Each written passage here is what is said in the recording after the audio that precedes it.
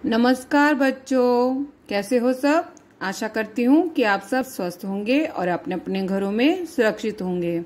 जैसा कि आप सबको पता है, अभी स्कूल खुलना पॉसिबल नहीं है, तो जब तक के लिए स्कूल नहीं खुलते तब तक हम अपना काम अपने इन प्रचार के साधनों के माध्यम से ही कंप्लीट करेंगे। ऑडियो, वीडियो या ऑनलाइन जैसे भी पॉसिबल होगा, उन माध्यमों से हम अपनी पढ़ाई को जारी रखेंगे।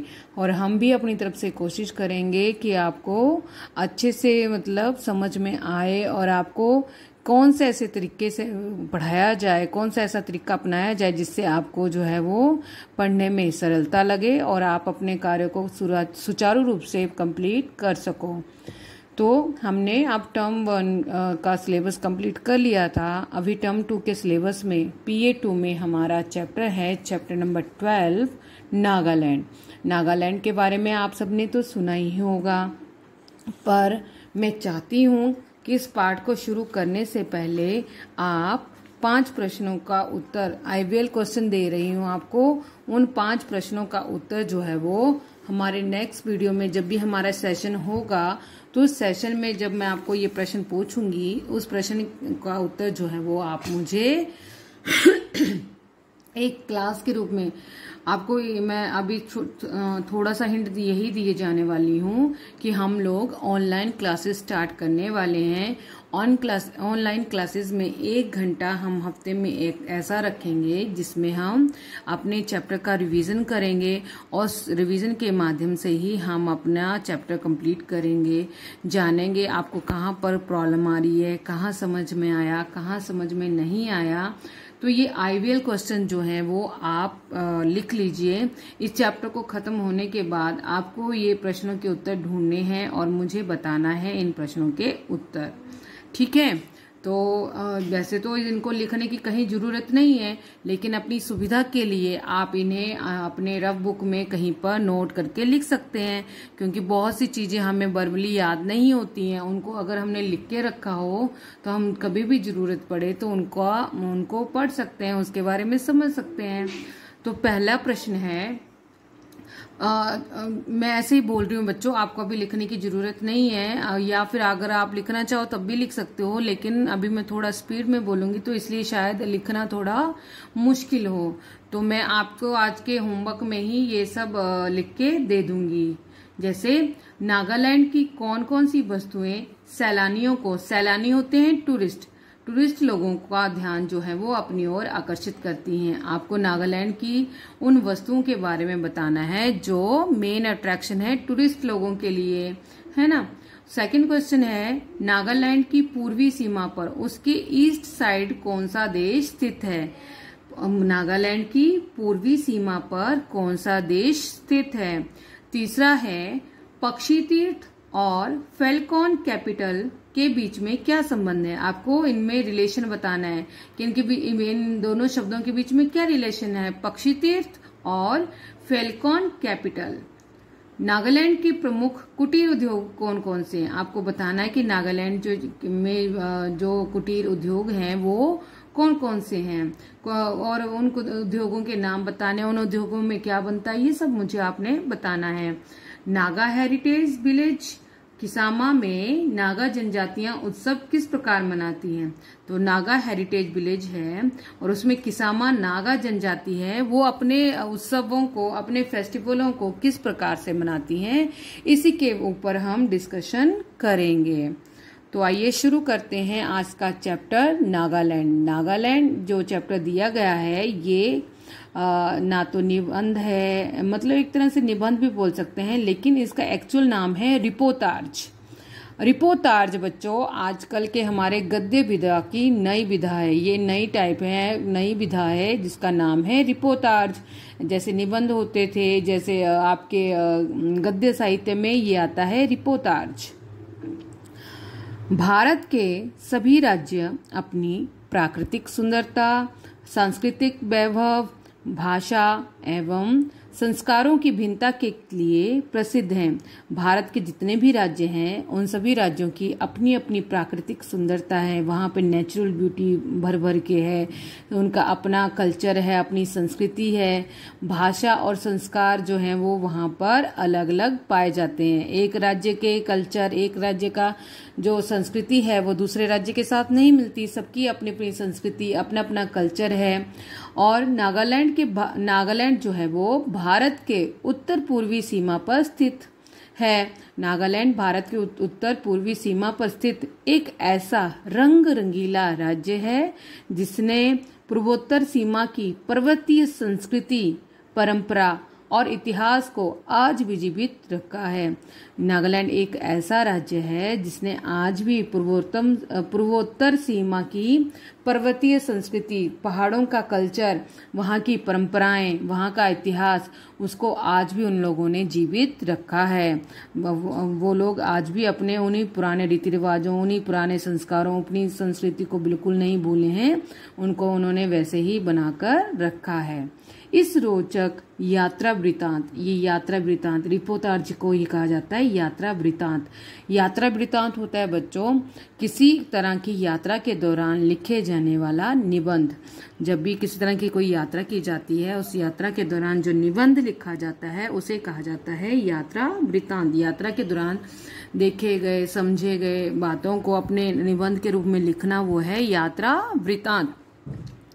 तो इस यात्रा वृत्तांत के द्वारा नागालैंड को समझने और करीब से महसूस करने का अवसर प्राप्त होगा। आप लोग जानेंगे कि नागालैंड कैसा राज्य है, वहां पर क्या क्या है, इन सब बातों के बारे में जानने का आपको करीब से मौका मिलेगा। तो आइए शुरू करते हैं। मनुष्य स्वाभाविक रूप से प्रकृति के रहस्यों का ज्ञान प्राप्त करना चाहता है। मनुष्य का जो स्वभाव ही है कि वो प्रकृति के रहस्यों में, प्रकृति के अंदर क्या क्या रहस्य छुपे हैं, उन सभी रहस्यों का ज्ञान प्राप्त करना चाहता है। ये कहा था अरस्तु जी ने। ओके। नागालैंड के रंग बिरंगे ऑर्किड फूलों से ढकी पहाड़ियां, हरी भरी घाटियां, भांति भांति के जंगली जीव जंतु, पंख, कौड़ियों, हाथी दांत, पीतल के चमकीले कलापूर्ण आभूषणों से सजी संवरी महिलाएं, रंग बिरंगे शॉल एवं पोशाकों से सजे लोग, जनजातियों के उत्सव आदि बरबस ही सैलानियों का ध्यान अपनी ओर आकर्षित कर लेते हैं।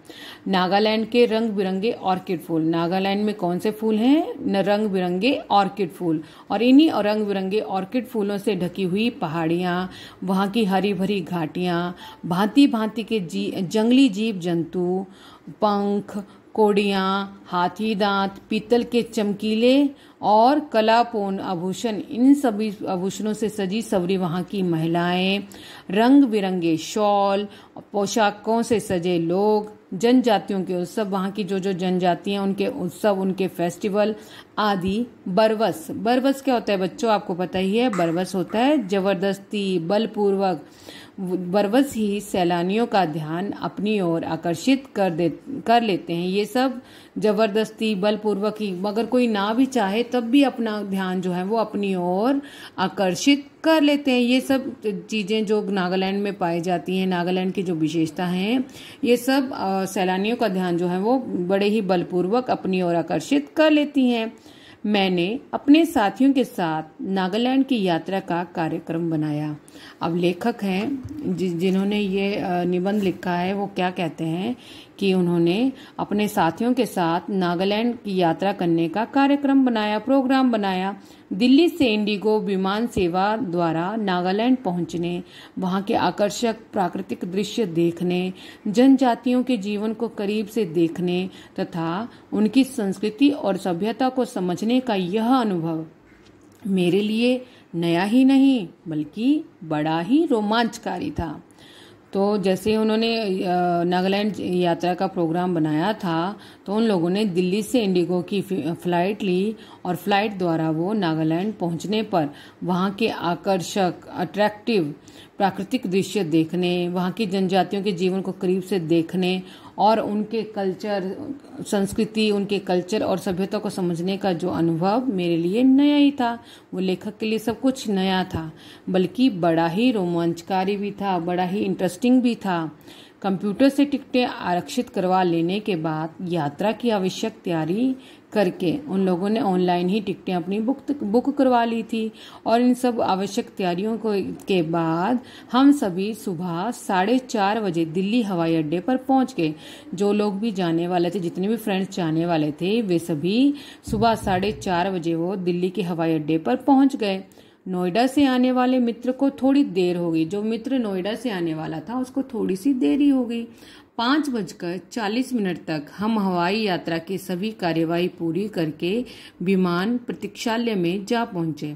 5:40 जब हुए तो उन्होंने हवाई यात्रा की जो भी कार्यवाही थी, जो भी प्रोसीजर था, वो सारा पूरा किया और विमान प्रतीक्षालय में वेटिंग रूम में जाकर वो पहुंच गए।